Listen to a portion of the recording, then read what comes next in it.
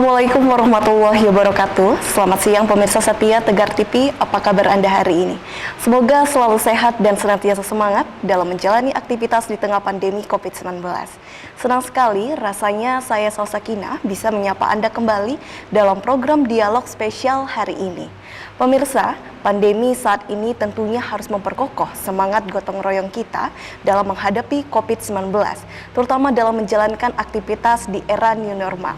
Dan Kampung Tangguh menjadi salah satu cara bagi kita semua untuk bisa menangkal COVID-19 yang berbasis kearifan lokal.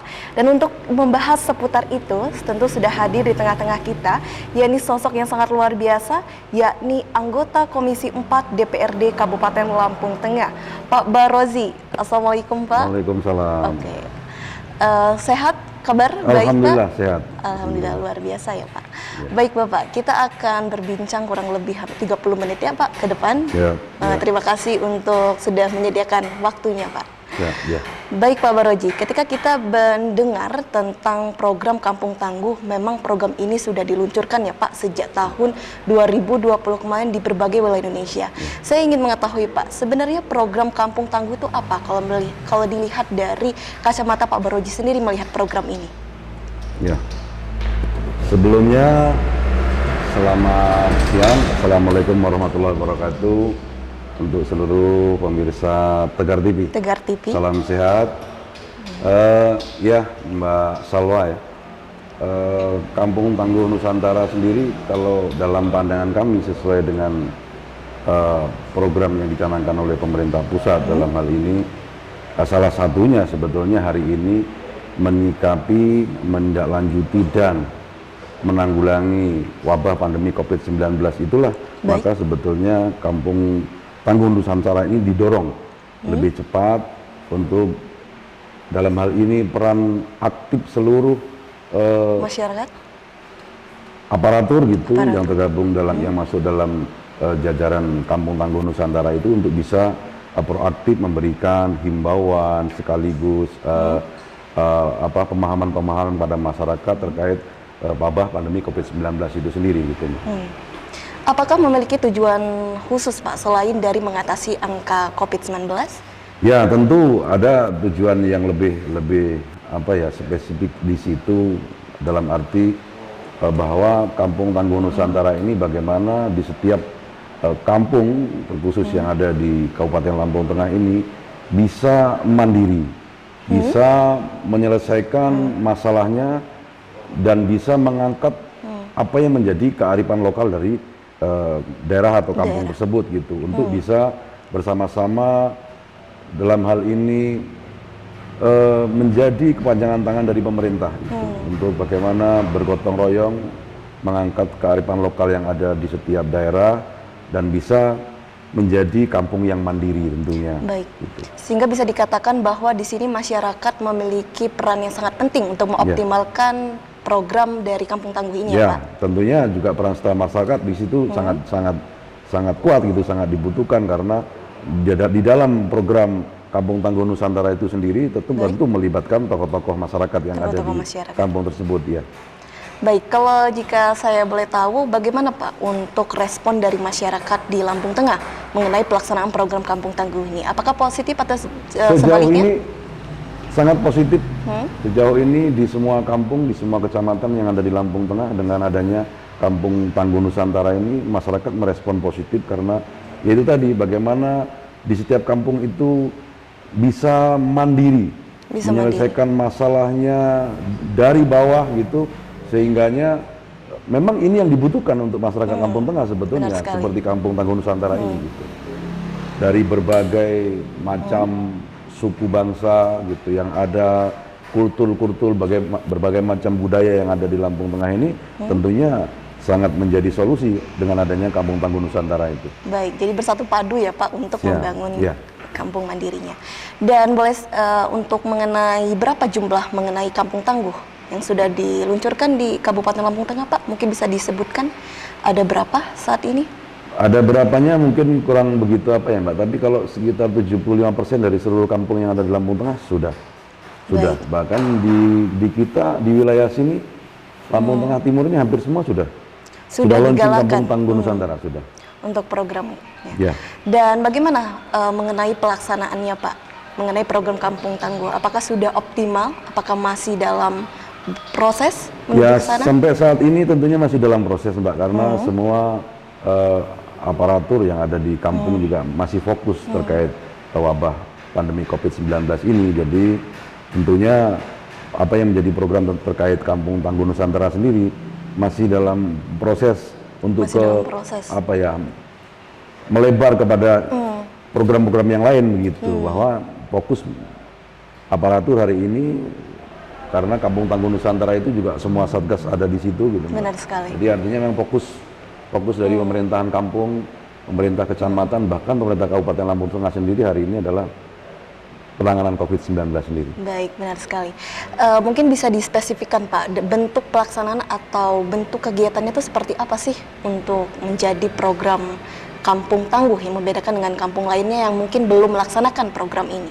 Pasti akan berbeda dengan pelaksanaannya. Ya, memang kalau secara umum itu belum begitu dilaksanakan dari semua kampung yang sudah launching ini ya, Kampung Tangguh Nusantara gitu, karena mungkin baru ada apa namanya posko-posko COVID yang hari ini COVID. yang hari ini bisa dilakukan oleh pemerintahan kampung gitu. Dan harapan kami di sini ya, sebagai anggota DPRD Kabupaten Lampung Tengah, apalagi yang dari Komisi 4, kami sangat berharap bagaimana di setiap kampung itu betul-betul proaktif menyikapi, menindaklanjuti apa yang terjadi di masyarakat kita hari ini terkait pandemi COVID-19 dari semua aspek gitu, karena banyak sekali apa namanya sekat-sekat gitu, banyak sekali pembatasan-pembatasan terkait kegiatan masyarakat, kerumunan masyarakat. Nah itu kan dibutuhkan aparatur kampung, kecamatan sampai kepada kabupaten itu yang betul-betul bisa proaktif memberikan pemahaman sekaligus turun ke lapangan bahwa kita hari ini sepakat untuk sama-sama mengusir COVID-19 dari bumi Lampung Tengah khususnya gitu. Oke, baik, benar sekali Pak. Itu memang jadi sifatnya adalah untuk meningkatkan kepedulian masyarakat akan pentingnya protokol kesehatan ya Pak. Ya, betul. Tapi sebagaimana kita ketahui ya Pak, bahwa program Kampung Tangguh ini kan tidak sekedar mengatasi angka COVID-19, tapi juga bagaimana meningkatkan roda perekonomian di masyarakat. Apakah sudah ada bentuk pelaksanaan Kampung Tangguh di kampung-kampung yang ada di Lampung Tengah yang bersifat ketahanan pangan nih Pak? Apakah sudah ada? Sejauh ini sepertinya belum. Belum ada. Sejauh ini makanya belum mengarah ke situ gitu, karena memang kita juga memahami gitu kondisi. Jadi sejauh ini terkait masalah ekonomi kerakyatan yang mengangkat dari semua kearifan lokal melalui Kampung Tangguh Nusantara ini belum begitu dilaksanakan. Bahkan mungkin ya kalaupun sudah mungkin belum begitu maksimal gitu. Kalau analisa Bapak tentang itu, mengapa masyarakat belum terdorong inisiatifnya untuk enggak? Kalau masyarakat sih sebetulnya sudah sangat setuju, dan masyarakat sudah siap dalam hal ini. Tapi kita kembali lagi gitu, pemerintah dari hari ini kan fokusnya belum mengarah ke situ gitu.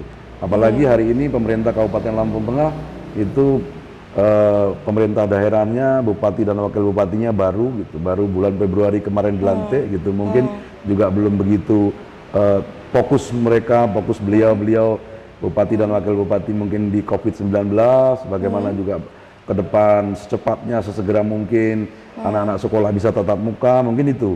Jadi tapi ke depan ini juga sudah menjadi program dari pemerintah daerah Kabupaten Lampung Tengah, dan kami sangat mendorong untuk bagaimana Kampung Tangguh Nusantara ini betul-betul bisa dilaksanakan semua programnya, terutama tentang ekonomi kampung itu sendiri. Iya, benar sekali Pak. Jadi memang benar bahwa program Kampung Tangguh ini adalah bagaimana agar masyarakat terdorong ya Pak inisiatifnya. Oke, baik Pak. Selain dari kita memberikan ruang kepada masyarakat untuk bisa mengatur secara mandiri, tentu pasti ada aparat-aparat juga nih Pak yang memberikan akses bantuan, aksesi. Itu siapa saja yang terlibat saat ini Pak? Gimana, Mbak Salwa? Siapa saja aparat yang turut membantu untuk penyelenggaraan program Kampung Tangguh di Lampung Tengah? Ya, tentunya TNI Polri. TNI Polri ikut bahkan di setiap kampung itu justru yang launching dipimpin oleh dari aparatur TNI dan Polri sendiri gitu. Tadi di beberapa tempat ada langsung dari Kasat Bimasnya gitu. Baik. Ada langsung dari Kapolsek setempat untuk launching Kampung Tangguh Nusantara ini. Jadi keterkaitan aparatur TNI dan Polri sangat kental di situ. Baik, jadi sudah banyak yang berpartisipasi untuk membantu penyelenggaraan program Kampung Tangguh ini ya Pak. Ya. Baik Pak Roji, nanti kita lanjutkan kembali Pak perbincangan kita mengenai program Kampung Tangguh. Dan untuk pemirsa jangan kemana-mana karena kita akan masih berdialog bersama anggota Komisi 4 DPRD Kabupaten Lampung Tengah setelah jeda pariwara berikut.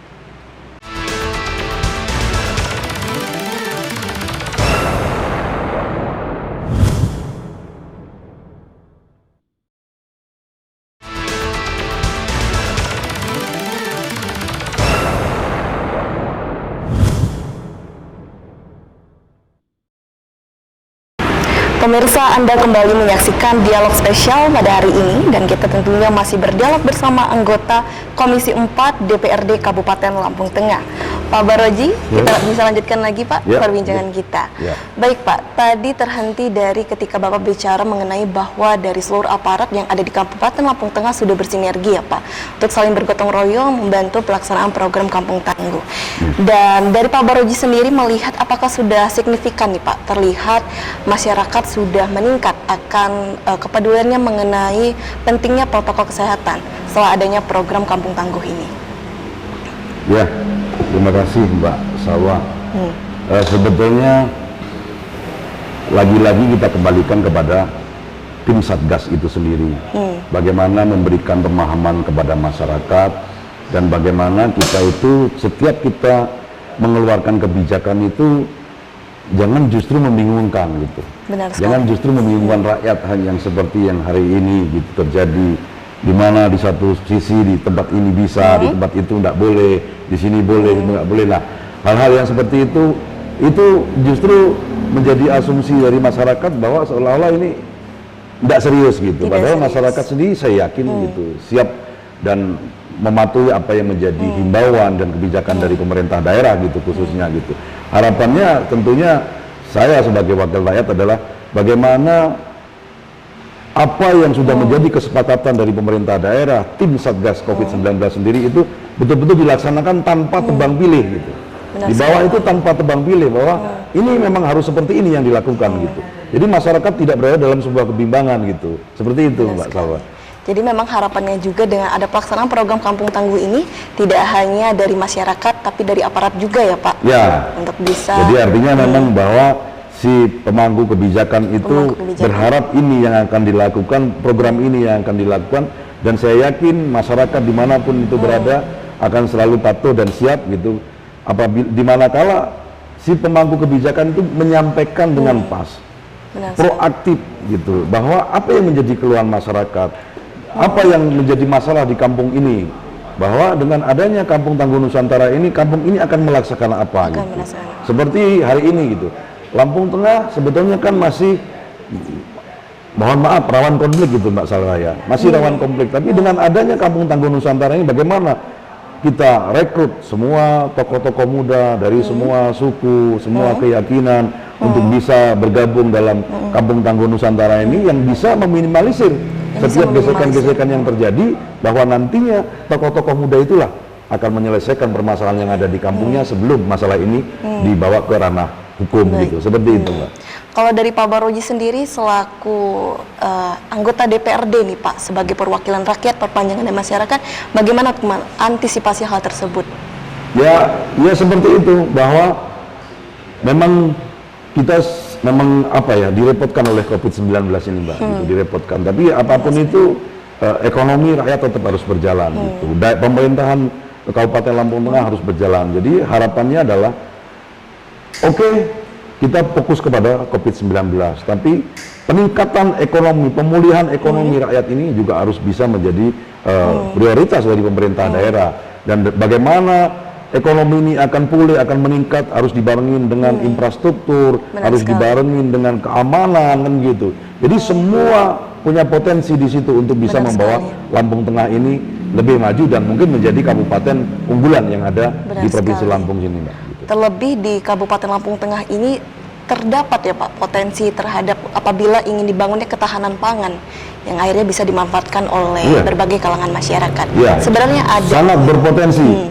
Lampung Tengah ini pertaniannya luas, dari semua hasil pertanian juga banyak gitu, dan sebetulnya bagaimana ini juga sudah menjadi program dari Bupati Lampung Tengah sendiri. Jadi harapannya ini bukan hanya sebuah janji belaka, tapi kita sama-sama bantu, kita sama-sama dorong apa yang menjadi program pemerintah daerah terkait pemulihan agar Lampung Tengah swasembada pangan, Lampung Tengah swasembada beras gitu, seperti apa yang diharapkan oleh pemerintah Kabupaten Lampung Tengah sendiri. Baik, kita doakan bersama dan untuk saling bersinergi ya Pak. Ya, baik Pak, untuk status dari Kabupaten Lampung Tengah sendiri saat ini seperti apa untuk zonanya?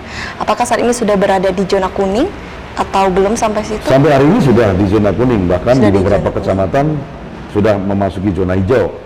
Maka hari ini pemerintah daerah juga sudah ngambil apa namanya kebijakan terkait masalah tatap muka anak-anak sekolah, karena memang sudah kita anggap sebetulnya secara umum Lampung Tengah sudah membaik, begitu Mbak Salwa. Baik, apakah dengan adanya status zona yang sudah mulai membaik dengan status risiko kenaikan yang rendah, ini menjadi salah satu bukti akibat adanya pelaksanaan program Kampung Tangguh Pak yang menyumbangsikan akan hal itu? Ya, salah satunya itu bagaimana apa namanya proaktifnya Kepala Daerah Kabupaten Lampung Tengah hari ini gitu, dan dibantu oleh seluruh aparatur terkait masalah aparatur yang tergabung dalam Kampung Tangguh Nusantara gitu. Di situ, dan kami juga sebagai yang duduk di legislatif gitu ikut mendorong bagaimana apa yang menjadi program daripada pemerintah Kabupaten Lampung Tengah hari ini yang kemarin memiliki program dalam 1 atau 2 bulan paling lama akan membuat Lampung Tengah zona hijau, dan itu tentunya kami juga ikut membantu apa yang menjadi kebijakan dari pemerintah daerah Kabupaten Lampung Tengah sendiri. Dan alhamdulillah hari ini kita sama-sama lihat sudah di beberapa kecamatan sudah ada yang zona hijau gitu.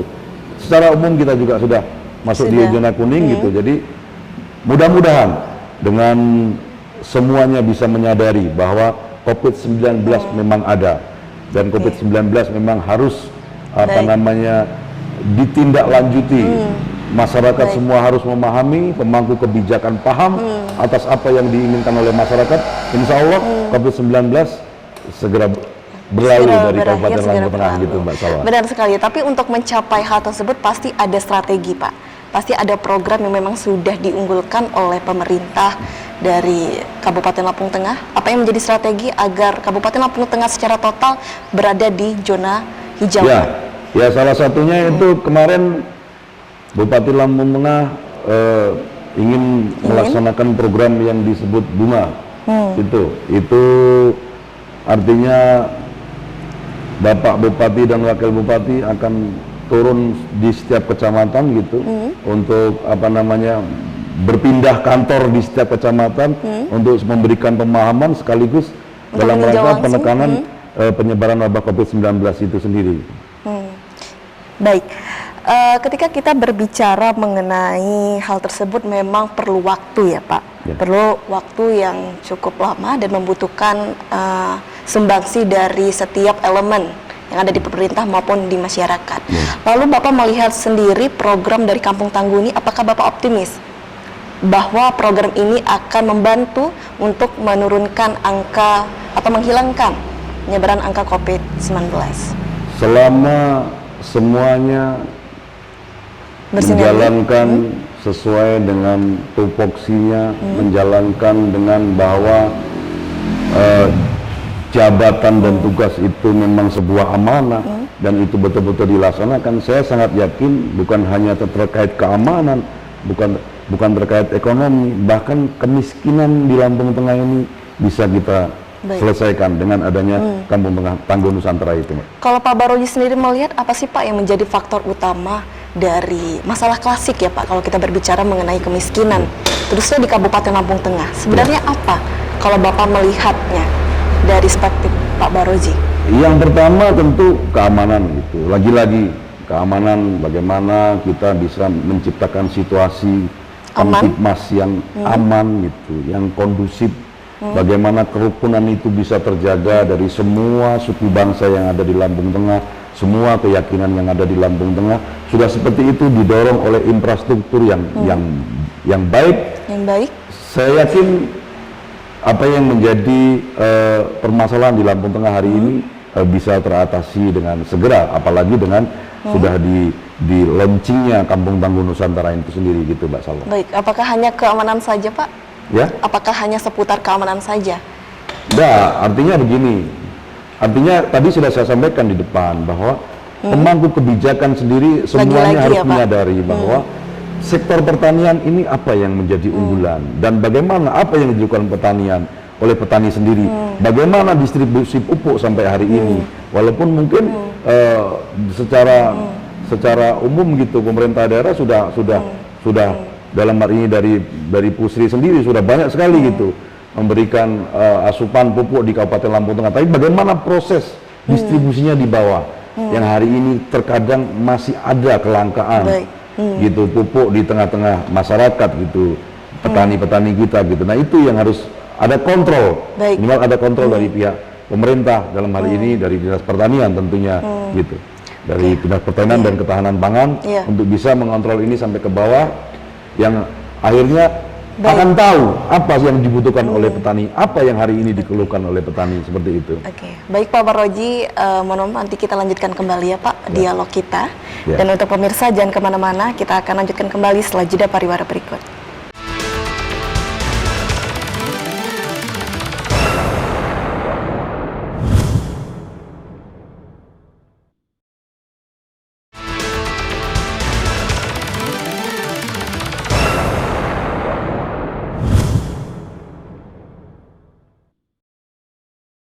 Terima kasih pemirsa, Anda kembali menyaksikan program Dialog Spesial dan saat ini tentu kita masih berdialog bersama Pak Baroji, yakni selaku anggota Komisi 4 DPRD Kabupaten Lampung Tengah dari fraksi Partai Demokrat.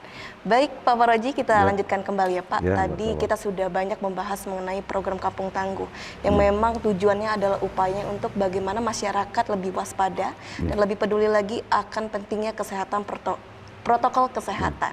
Dan lagi-lagi pemangku kebijakan juga memiliki peran yang sangat penting akan hal itu. Baik Pak, berbicara mengenai aktivitas di era new normal ini, salah satunya kan kegiatan belajar tatap muka. Mengenai di Kabupaten Lampung Tengah sendiri, saya memiliki update berita terakhir bahwa Lampung Tengah akan segera Pak melaksanakan belajar tatap muka. Apakah benar? Ya, Mbak Salwa, kebetulan sampai hari ini sudah hampir seluruh yang ada di Lampung Tengah ini sudah uji coba tatap muka yang dari pemerintah daerah Kabupaten Lampung Tengah sendiri memang di bulan Mei ini itu diharapkan untuk semua sekolah sudah tatap muka, tapi hari ini adalah percobaan tatap muka dan itu juga yang selama ini kami dorong dari rekan-rekan Komisi 4, kami koordinasi dengan Kepala Dinas Pendidikan Kabupaten Lampung Tengah bagaimana agar sesegera mungkin, apapun upayanya, agar program proses belajar mengajar tatap muka ini bisa dilaksanakan untuk di Lampung Tengah ini. Karena dalam pandangan kami, Mbak Salwa, kami yakin pihak sekolah akan mampu dan sanggup untuk melaksanakan protokol kesehatan COVID-19 sendiri, manakala dari Dinas Pendidikan Lampung Tengah sendiri memberikan kebijakan dan tentunya itu juga menjadi tanggung jawab kita bersama. Tapi kami yakin pihak sekolah akan mampu melaksanakan protokol kesehatan itu sendiri. Baik, sebelum saya bertanya tentang itu, ini untuk jenjang pendidikan apa saja Pak yang akhirnya dibuka sekolah untuk itu? SD, SMP, SMA, semuanya? Jenjang pendidikan? Yang saya lihat dari SD, TK, SD sampai SMP sudah, karena ini uji coba gitu Mbak ya, uji coba gitu. Kalau memang nanti ini tidak begitu mengganggu atau mungkin tidak ada peningkatan terkait penularan di COVID-19 itu sendiri, saya yakin sesuai dengan apa yang menjadi program pemerintah Kabupaten Lampung Tengah, di bulan Mei ini juga itu akan dilaksanakan program tatap muka itu sendiri. Begitu Mbak. Baik, ini saya kembali lagi Pak. Tadi Pak Baroji mengatakan bahwa Kabupaten Lampung Tengah ini sanggup untuk bisa mengadakan belajar tatap muka. Lalu dari pemerintah sendiri apa yang dilakukan untuk memastikan sekolah itu memiliki kesiapan untuk membuka kegiatan belajar tatap muka dengan tetap menerapkan protokol kesehatan Pak?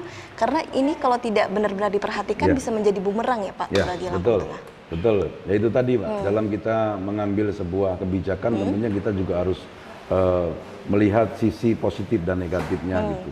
Yang walaupun seperti apapun hari ini siswa itu sangat berharap sekali. Sangat berharap tentunya. Karena sudah hampir 2 tahun itu Mbak Salwa ya, sudah hampir 2 tahun. Berharap sekali untuk bisa tatap muka, bertemu dengan kawan-kawannya, mengikuti proses belajar mengajar seperti biasa gitu. Dan seperti apa yang saya sampaikan di depan tadi gitu. Kami sangat yakin kok apabila ini dilaksanakan betul, pemerintah daerah betul-betul bisa mengawasi apa yang menjadi program ini, diikutin oleh pihak sekolah dalam hal ini untuk protokol kesehatannya. Saya sangat yakin. Bahkan kemarin itu sempat ada embusan bagaimana nanti kalau anak-anak itu pulang dari sekolah berkerumun gitu, kumpul di sini itu, udah ambil kebijakan. Karena ini memang situasinya lagi seperti ini, orang tua wali suruh jemput gitu, biar anak itu, siswa itu tidak lagi mampir di suatu tempat, nongkrong, main game atau seperti apa, yang justru akan membuat klaster baru untuk COVID-19 itu sendiri. Dan itu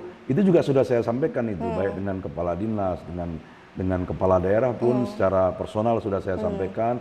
Dan kebetulan hari ini tadi saya juga silaturahmi dengan seluruh kepala sekolah yang ada di Kecamatan Bumi Nabung, kepala sekolah SD gitu, terkait masalah program tatap muka ini saya sampaikan dan semua antusias gitu. Pihak sekolah pun sangat antusias untuk bisa melaksanakan program tatap muka itu sendiri gitu. Jikalau untuk menghindari kekhawatiran-kekhawatiran yang ada, apakah sudah ada metode yang ditetapkan Pak?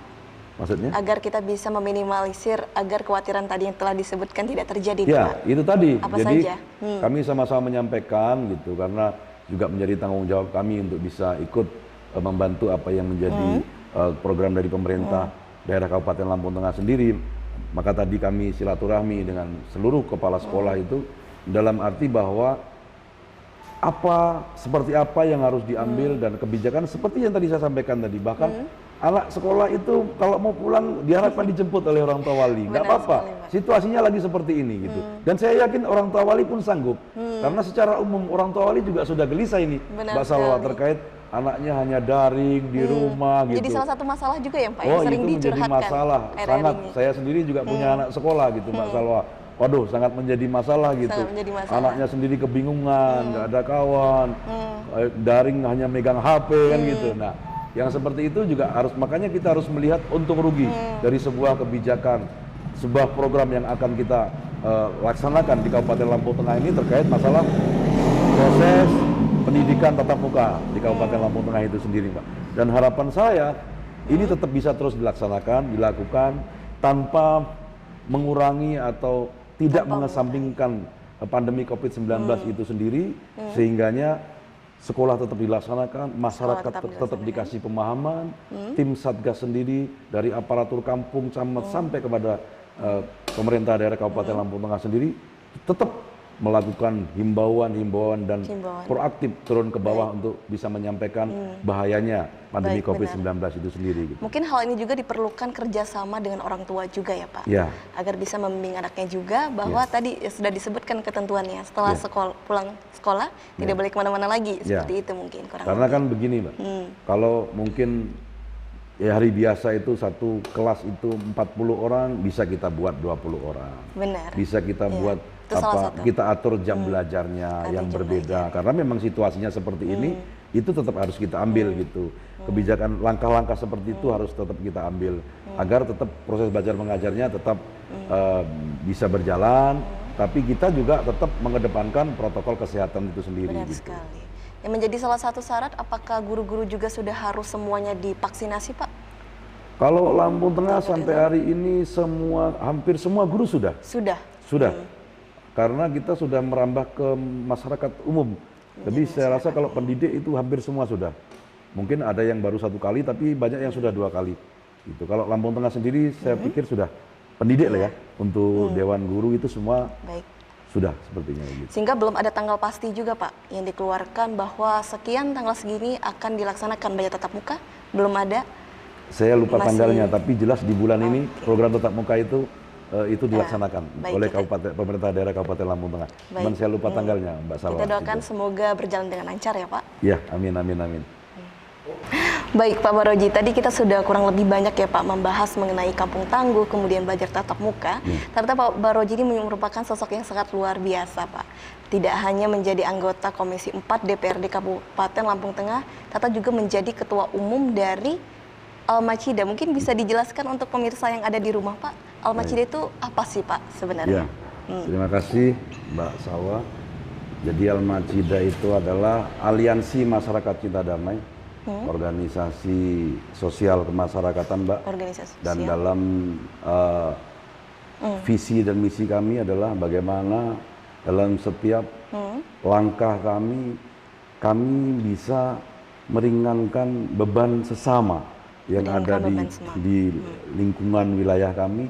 Dalam setiap gerak langkah kami bisa membantu pemerintah siapapun pemimpinnya untuk bisa sama-sama menciptakan situasi keamanan yang kondusif, dan bagaimana kita juga bisa mengedepankan kebersamaan bahwa ini, mohon maaf Mbak Salwa, jadi Almacida itu mungkin secara sejarahnya berdirinya memang kurang begitu baik gitu, didasari dengan berbagai permasalahan yang ada di daerah gitu, akhirnya Almacida berdiri. Tapi ke depan Mbak, saya sebagai ketua umum, saya ingin bagaimana Almacida ini menjadi organisasi yang betul-betul murni ingin melakukan kegiatan sosial kepada masyarakat sesuai dengan kondisi dan kemampuan kami tentunya gitu.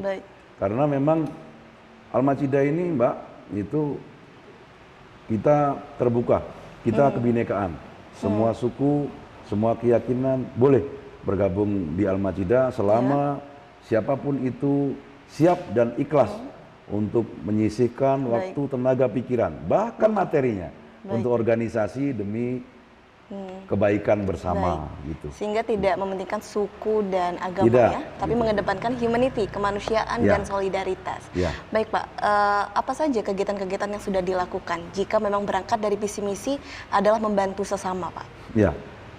Kami sebagai sebuah organisasi, alhamdulillah sekitar tahun 2019 kami mendapat piagam penghargaan sebagai organisasi dengan penyuplai darah terbesar di Provinsi Lampung. Salah satu organisasi penyuplai darah terbesar, itu piagamnya ada di situ Mbak Salwa.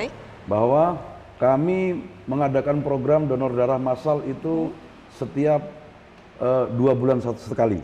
Kami adakan kegiatan keagamaan, sekaligus kami adakan donor darah yang kepentingannya adalah bagaimana darah yang kami berikan secara sukarela itu bisa bermanfaat untuk seluruh masyarakat tanpa terkecuali. Seperti itu. Tentu untuk program Kampung Tangguh juga ada peran sangat besar di situ. Kita secara tidak langsung kita sudah terlibat sebetulnya. Karena banyak juga anggota kami yang menjadi aparatur kampung, bahkan ada yang menjadi kepala kampung gitu. Jadi pengurus-pengurus kami. Jadi secara tidak langsung kami sebenarnya sudah ikut masuk ke dalam program Kampung Tangguh Nusantara sendiri. Ada berbagai kegiatan sosial, membantu sesama yang membutuhkan, membantu bersama-sama kita kawan-kawan yang masyarakat yang sakit, kurang mampu.